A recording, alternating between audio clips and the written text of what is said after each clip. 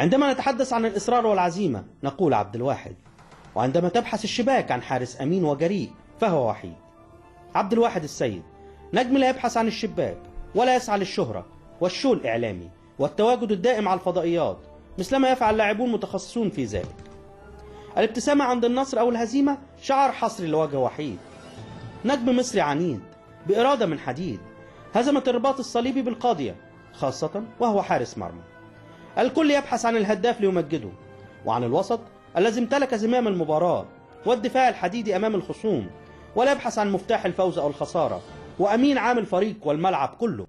وبحجم الإنجازات في 14 عام قضاها وحيد حارسا رائعا وقويا لمرمى نادي الزمالك، بالرغم من صغر حجم الإنجازات الجماعي لنادي الزمالك، إلا أن عبد الواحد حصل وهو أساسي في مرمى نادي الزمالك على 3 بطولات للدوري، وبطولة الكأس مرتين، وبطولة دوري أبطال إفريقيا مرة واحدة، والسوبر الإفريقي مرة، وكأس الاتحاد الإفريقي مرة، وهو حارس المئوية لنادي الزمالك.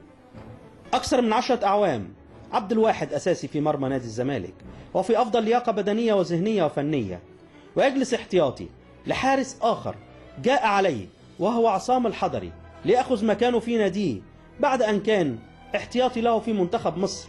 وكان عبد الواحد لكي يلعب في منتخب مصر يقول الحضري: لا أستطيع اللعب.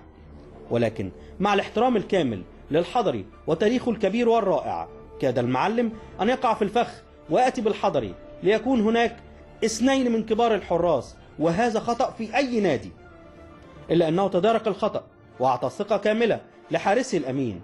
واستطاع حسن شحاتة معالجة عبد الواحد نفسيا وبشكل رائع، عاد الحياة في جسد حراسة المرمى الزملكاوية. ولم تنسى جماهير الزمالك الرائعة وخاصة زعيمها الوايت نايتس المثقف الواعي المحترم، الذي احتضن عبد الواحد بحسناته ونظرة أخطائه وسيئاته، وثقت به وهتفت له أساسي واحتياطي، حتى رد وحيد الجميل لجماهير الليالي البيضاء الوايت نايتس. والشبه كبير جدا بين وحيد والوايت نايتس.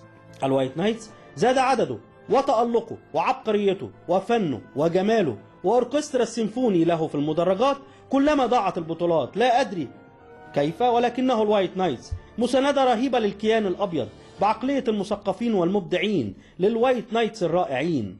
وعبد الواحد يشبه الوايت نايتس، فهو بدون بطولة وبهزائم كبيرة لنادي الزمالك يتألق ويحافظ على النجم الأول للشباك في نادي الزمالك، حارس المرمى عبد الواحد السيد. وضع عبد الواحد خبراته وفنياته وطاقاته الخلاقة في حراسة المرمى وأصول التصدي للهجوم والانفرادات المثيرة والقذائف الصاروخية ليحقق الزمالك هذا الموسم فوزا على سموحة وعلى المقاولون العرب وتليفونات بني سويف والمصري ووادي دجلة، ووقف سدا منيعا أمام بتروجيت ومن قبله طلائع الجيش ليخرج الزمالك متعادلا، وتصدى لهجوم الشرطة العنيف وانهزم الزمالك 2-1 فقط بفضل عبد الواحد السيد. جاء تصدي عبد الواحد في مباراة وادي دجلة في نهاية المباراة للعبتين متتاليتين هو الأفضل في الدوري هذا الموسم، ويستحق عبد الواحد وبجدارة أفضل حارس مرمى مصري في 2011 مع الاحترام الكامل للشناوي البورسعيدي الجميل الرائع القادم بسرعة الصاروخ،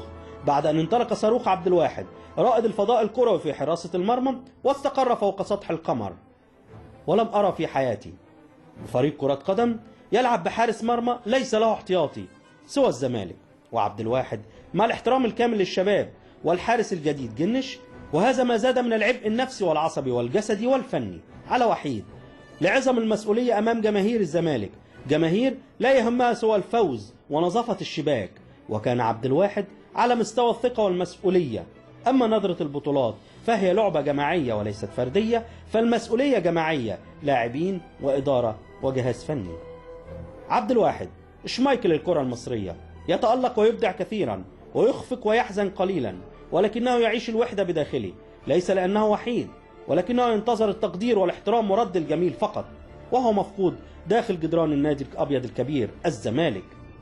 حتى شارة الكابتن وهو الوحيد الذي يستحقها في نادي الزمالك كانت من أنواع العقاب للنجم الذي لم يعترض، حرصا على جماهير الزمالك التي يعتبرها وحيد هي المتنفس الوحيد له في الحياة. وكان طريقه إلى الأهلي مفروشا بالورود ومتاح بشكل غير مسبوق، إلا أن الاحترام والحب والتقدير للجماهير وللنادي الكبير كانت أكبر من خيال المتربصين به، وخاصة من داخل النادي. عاش عبد الواحد السيد للزمالك وجماهير الليالي البيضاء الناصعة القادرة على صنع المستحيل. فإذا كان المستحيل ليس ألمانيا، فالمستحيل ليس وايت نايتس وليس عبد الواحد سيد حراسة المرمى.